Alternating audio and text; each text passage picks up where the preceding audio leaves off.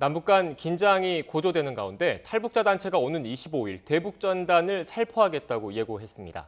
지자체에서도 강력한 대응책을 마련하고 있습니다. 경기도는 5개 시군을 대북전단 살포 금지 위험구역으로 지정했고 인천도 살포 예상 지역을 집합 금지 지역으로 고시하기로 했습니다. 취재기자 연결해서 자세히 알아보겠습니다. 강희경 기자. 네, 사회부입니다. 네, 탈북자 단체의 움직임 먼저 살펴보겠습니다. 한 탈북자 단체에서 쌀을 담은 페트병을 예정대로 북한에 보낼 예정이라고요.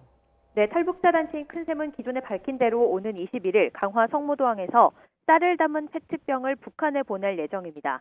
쌀 500kg을 페트병 500개에 담아 보낸다는 게 계획입니다. 정부와 지방자치단체의 강한 저지에도 쌀을 보내는 데 대해 큰샘 박정호 대표는 지난 5년 동안 한 달에 2번씩 북한에 쌀을 보냈지만 지금까지 아무런 문제가 없었다고 반박했습니다. 단지 북한 주민들이 배고픔을 달래라고 보내는 것이라며 국민 안전을 위협하려는 게 아니라고 재차 강조했습니다.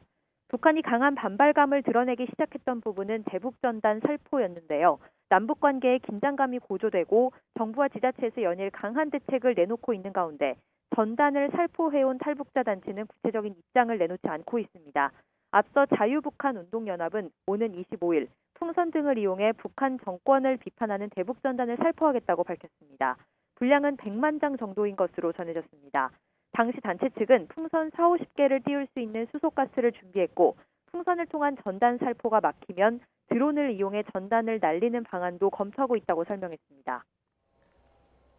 네, 접경 지역 지자체도 대응책을 마련하느라 분주한 것 같은데요. 전단 살포를 원천적으로 막기 위해서 강수를 뒀다고요?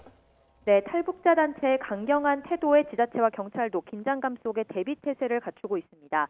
경기도는 북한 접경 5개 시군 전역을 위험구역으로 설정해 대북전단 살포자의 출입을 금지하는 행정명령을 내렸습니다. 오늘부터 올해 11월 말까지 군부대를 제외한 연천군과 포천시, 파주시, 김포시, 고양시 전역이 위험구역으로 설정됩니다. 위험구역에서는 대북전단 살포 관계자의 출입이 통제되고 관련 물품의 준비와 운반, 살포, 사용 행위도 금지됩니다.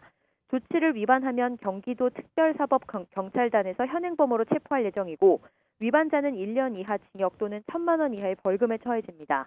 오늘 오후에는 포천시의 한 지역에서 이민복 북한 직접 돕기 운동본부 대표 등이 대북전단을 살포하려 한다는 첩보가 접수됐는데요.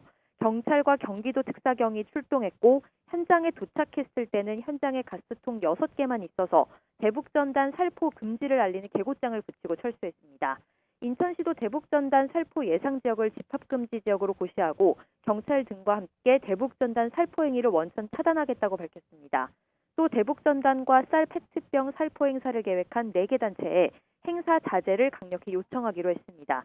이와 별도로 경기 북부지방경찰청은 대북전단 기습 살포에 대비해 경기 파주와 연천 지역에 10개 중대, 경력 800여 명을, 인천지방경찰청은 강화와 성모도 지역에 2개 중대를 각각 배치했습니다.